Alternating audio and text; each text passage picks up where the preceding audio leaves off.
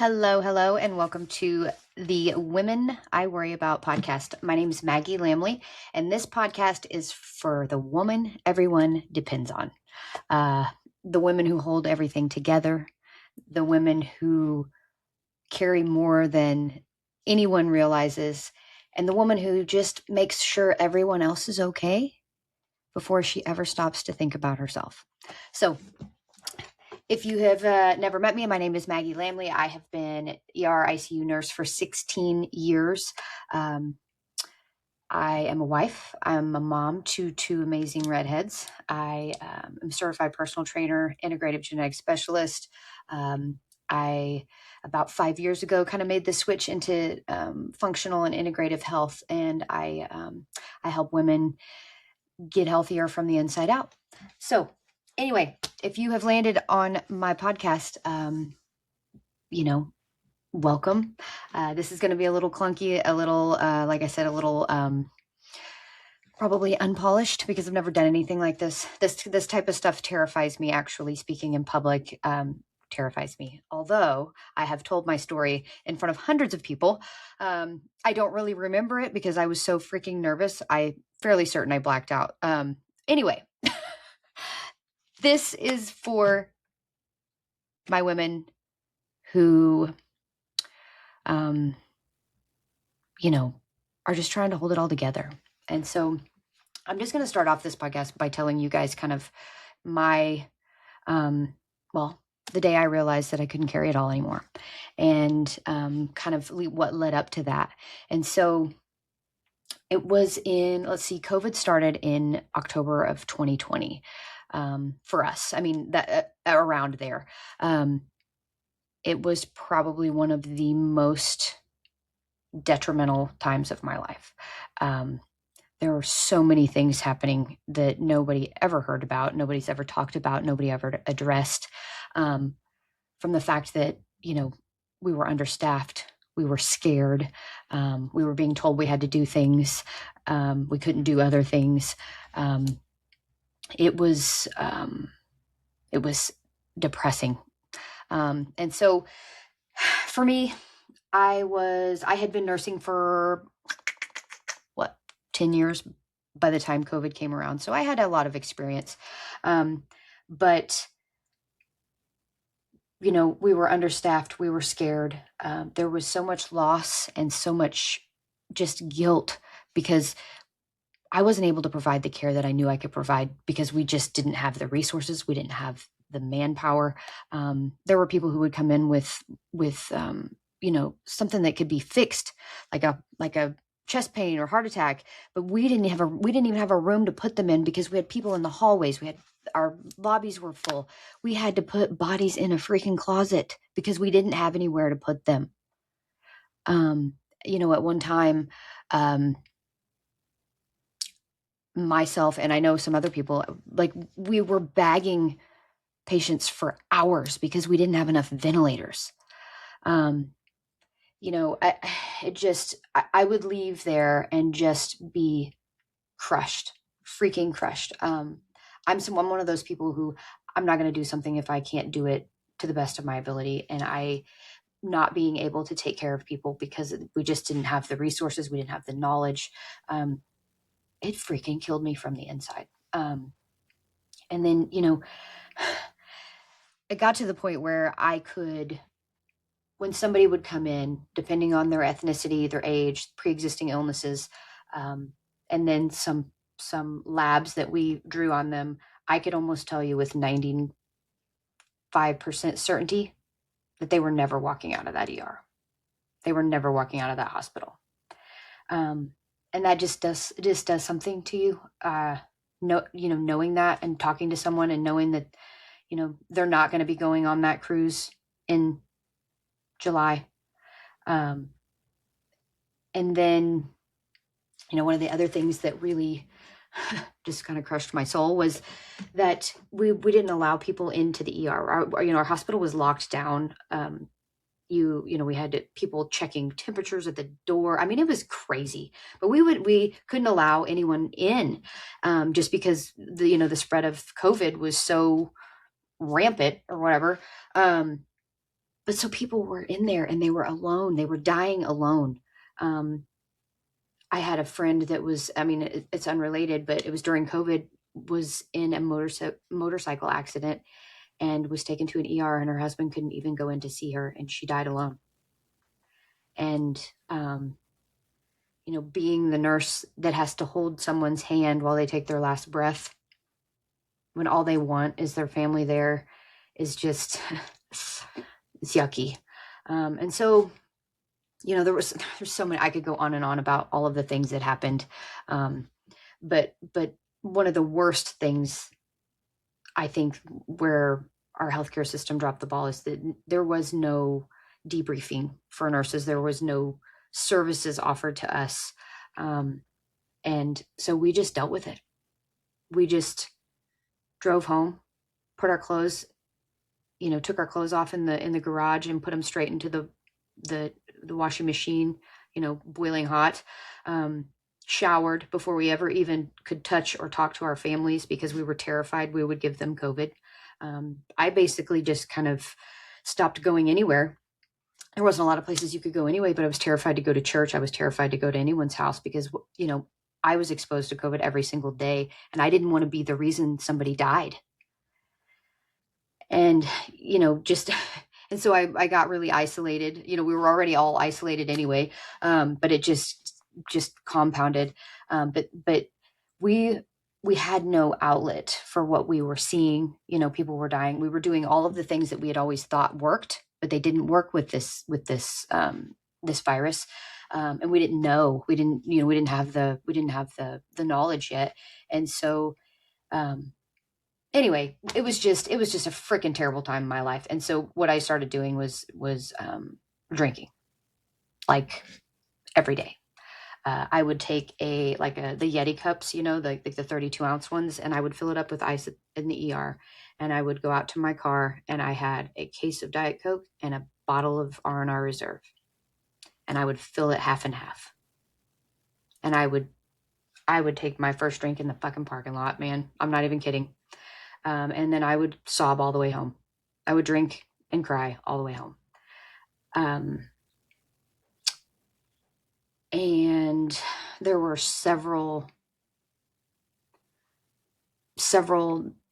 nights that when I would get home, I would continue to drink until I either blacked out or passed out or fell asleep. But I would drink Benadryl right out of the bottle, If I didn't have that, I'd take a bunch of Benadryl pills. I mean, I just wanted to forget. And so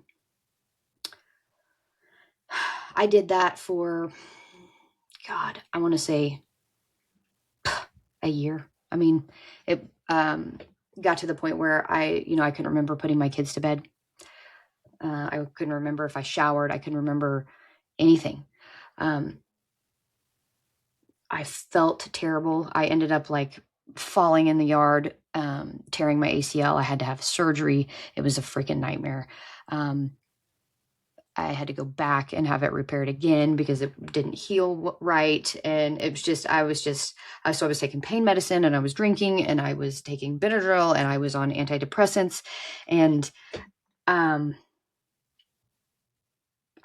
remember the day. I don't remember the date, but I remember where I was. I remember I was in my living room, and I knelt down to pick up something off of the floor, and I did not have enough strength to get my ass back up. I had to reach out and grab onto the TV stand to pull myself up because I was so weak. And at that moment, that was the moment, and there were no fireworks. There was nothing special. I just remember thinking to myself, I can't freaking live this way anymore. And I reached out to a friend who got me in contact with my now best friend, Jessica. And I got into, she had these challenges, these fitness challenges. And I thought, you know what, I'm just going to do it. And so I stood up on my toilet and I took a picture in the mirror and sent it to her and got signed up, and off I went. And at the time, when I was in the middle of that shitstorm, I had no idea what I was doing. I had no idea where I was going. I just knew I couldn't keep doing what I was doing. And so after that, I want to say it was February. I reached out to her, I think in January of 21, and I think I started the challenge in like February or something. It was so hard. It was so hard. I think I cried every day that I worked out for like the first 4 months. It was painful, and it was hard. I was so weak. I had gotten so out of shape. But, you know, I feel like I just it was a God thing for me. It was a God thing for me, 100%. And I remember when I sent a message, when I reached out to Jess, she told me later on, she goes, I read your message, and it was probably one of the saddest things I've ever heard in my life. She said, and I could tell that you needed me. And she said, and so I made a decision that I was going to help you. And I'm like, thank God you did, and so that's where, I wasn't sure where I was going. I leave that to God, even though I try to control that stuff all the time because I'm a control freak. I just went with it.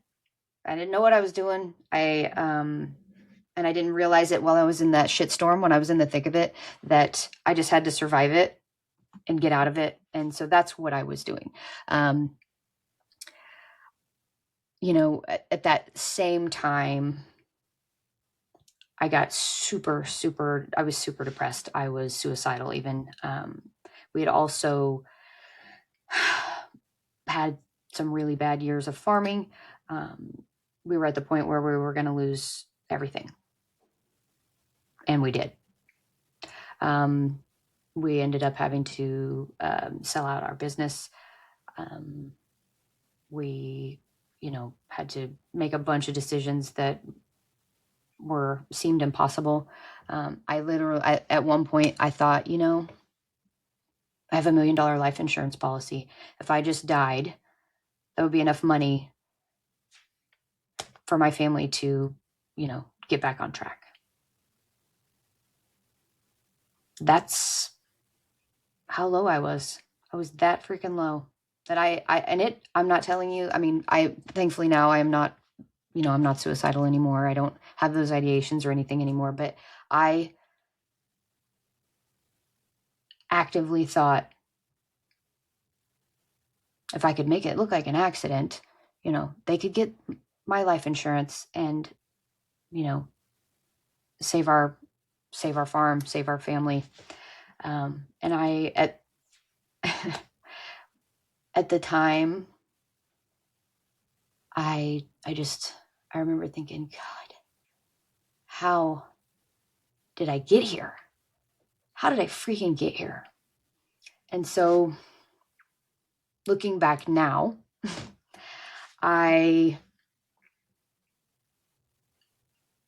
realized that I was that person. I was that person who carried all of that stuff. I was the person that dealt with all of that. And, I couldn't show weakness. I was kind of raised that way too. I have the best parents. They're amazing. But we didn't show a lot of emotion. We weren't the ones that said, I love you all the time.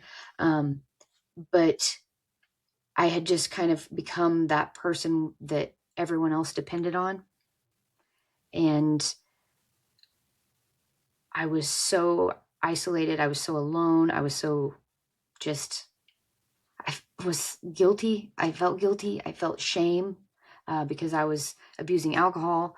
I wasn't taking care of my family. I wasn't taking care of myself.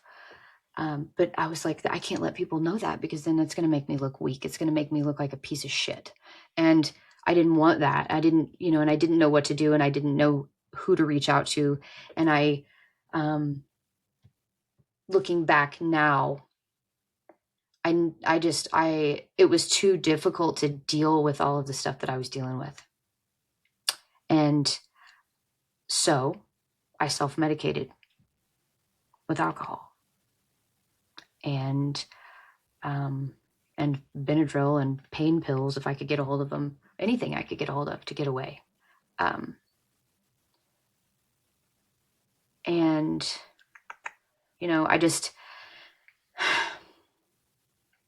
I wish there would have been more resources for us. I don't know that I would have utilized them because I was just so, I was so prideful. I'm like, this is just what we do. This is just what we have to do. You just have to deal with it. You just got to freaking deal with it. You got to be the strong one. You are the strong one. You're the one people depend on. So, just suck it up. And so I don't know that I would have utilized those services. I feel like I probably wouldn't have because I was too proud. And so, when I got to the point where I was like, I can't do this anymore. I had some super freaking hard decisions to make. And I can tell you it was tough. It was tough because when you remove all of the things that you were using to forget and to numb, that shit comes rushing back in full color. Volume all the way freaking up, full color, pain. I'm talking soul-crushing pain. And so it was a process. And I didn't go to a rehab or anything like that. I did it myself. I had to change my relationship with alcohol and food and myself. I hated myself.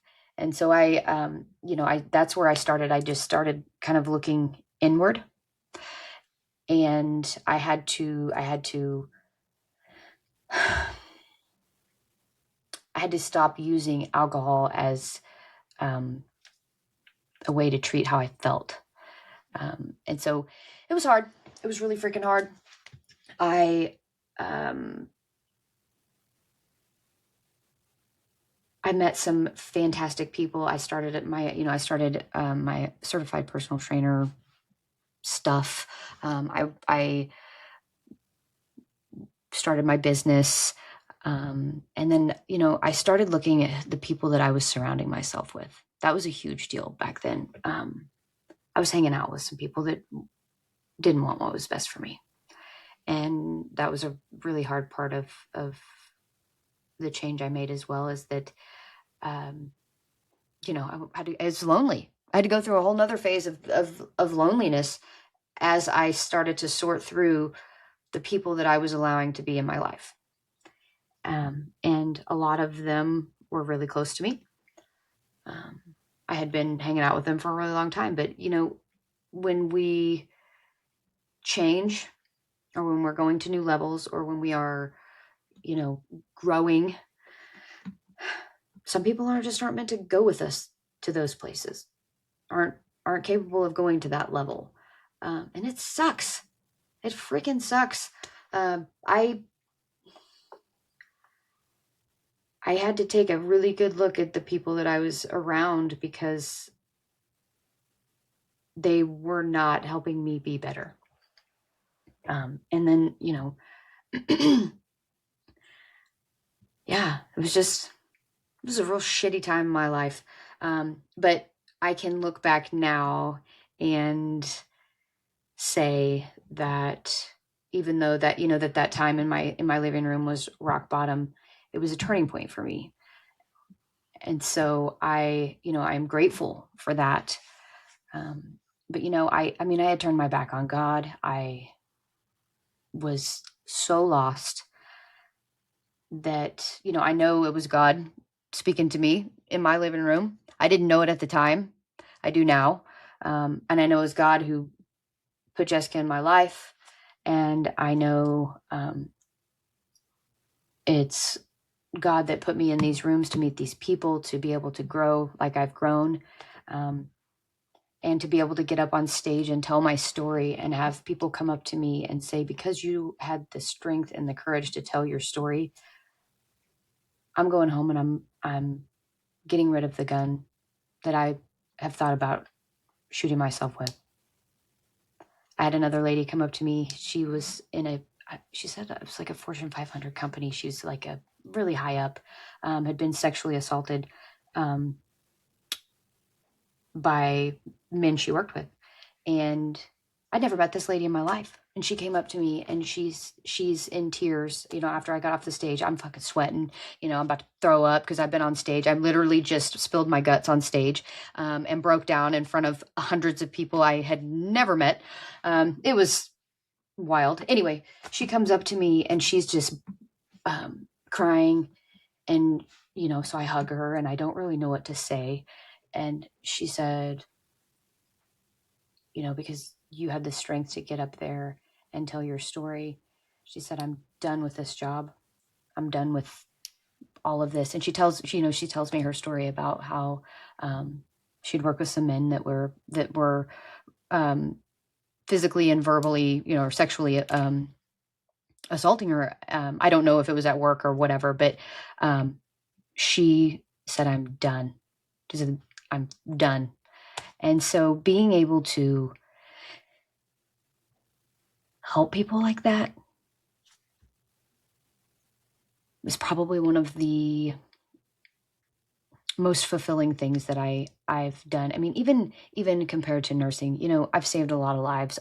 I've seen people on their worst day, and helped them, stay alive, which is a big deal. But being able to help somebody on that level is just different. And so that's when I started to realize, maybe my purpose is a little bit different than just healthcare or wellness or whatever, all the things that I'm going after. And so, I had a little bit after that, I had another lady who was, I want to say she was probably in her 60s or 70s. And she messaged me. I was walking, I will never forget this. I was walking down the road. I was getting some steps. And I get this message in my inbox and I read it. And then I read it again. And I read it again. And she tells me, she said, I really enjoyed your story, and I'm forever grateful for you for getting up on the stage and telling that story. And because you did that, I was able to go home and leave my husband, who's abused me for 40, 50 years. I can't remember the exact number, but it was a freaking long time. She said, I just wanted to let you know that I packed my stuff and I left. And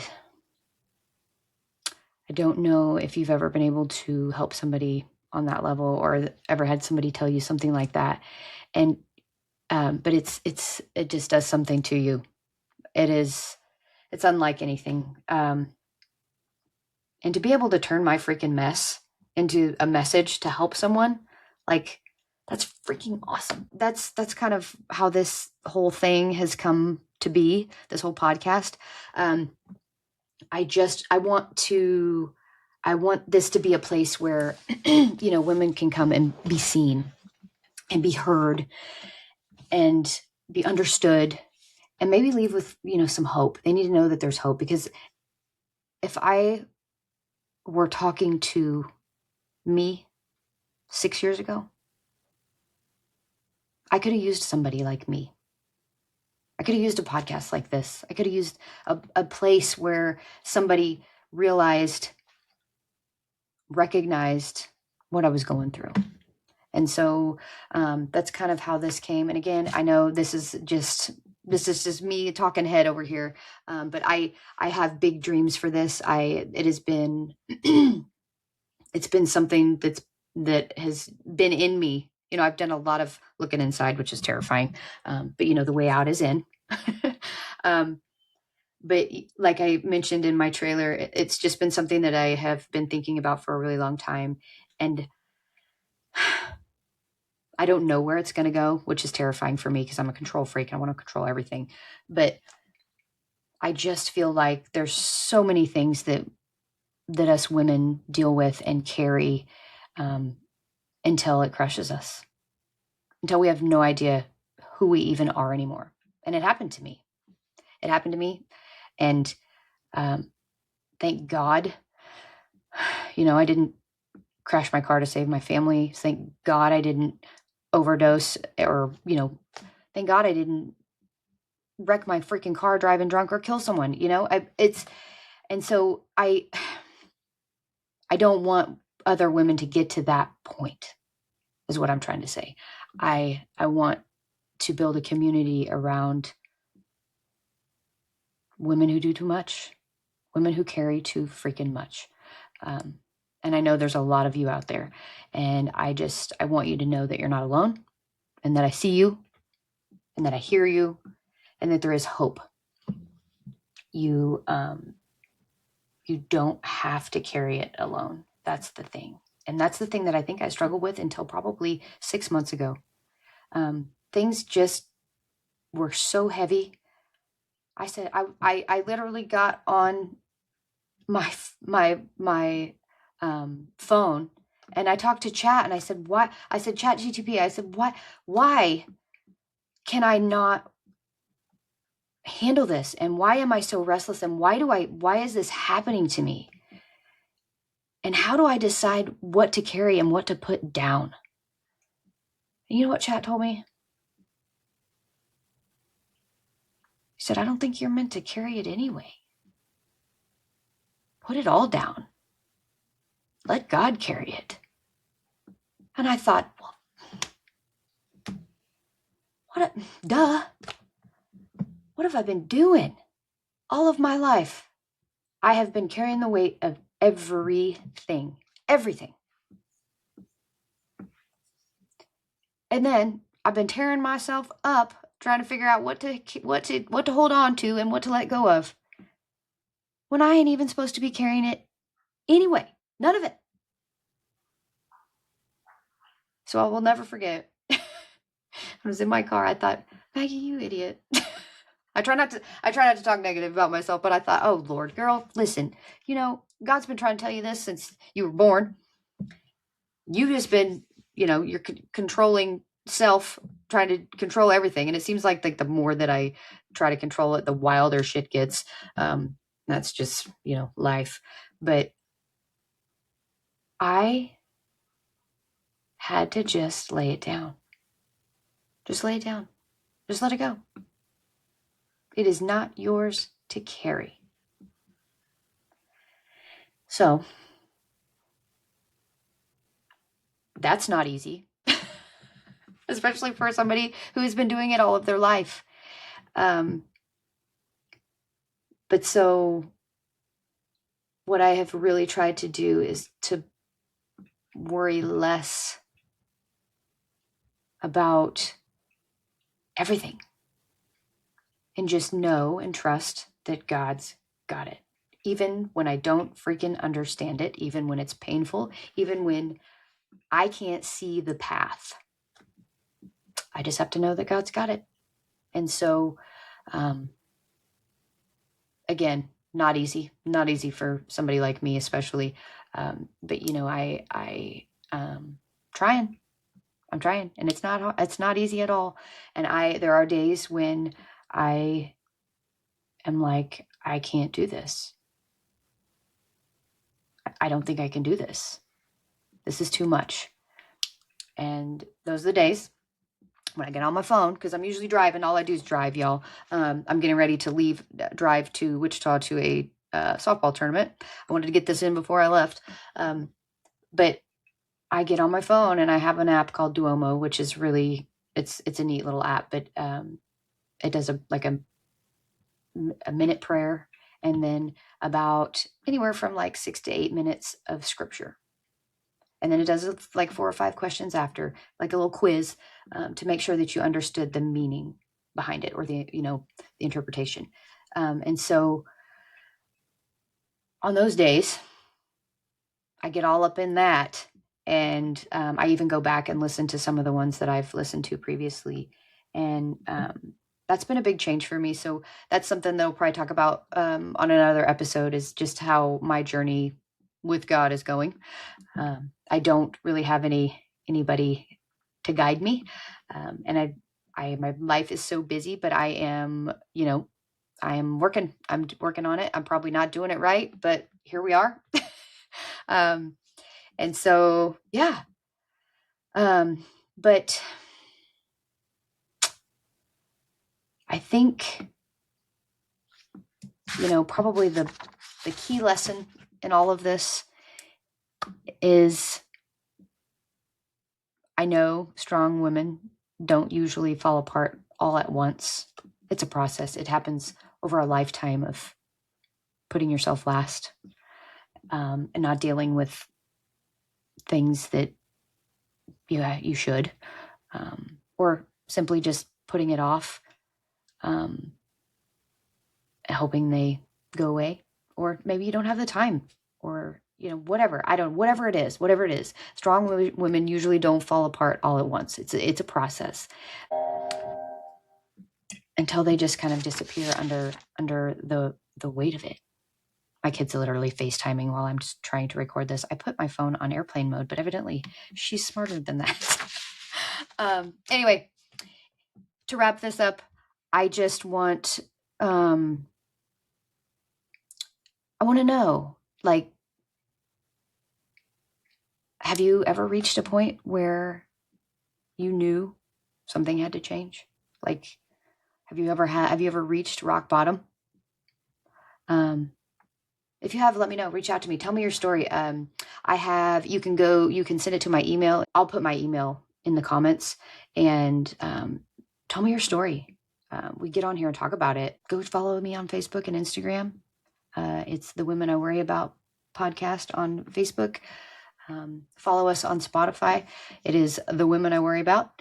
And y'all have a great day. Let me know. Yeah, drop some comments too. And let me know if there's something that you guys would like to talk about, something you'd like to address. Tell me your story, all the things. The more you guys talk to me, the more I can help. Thanks for tuning in.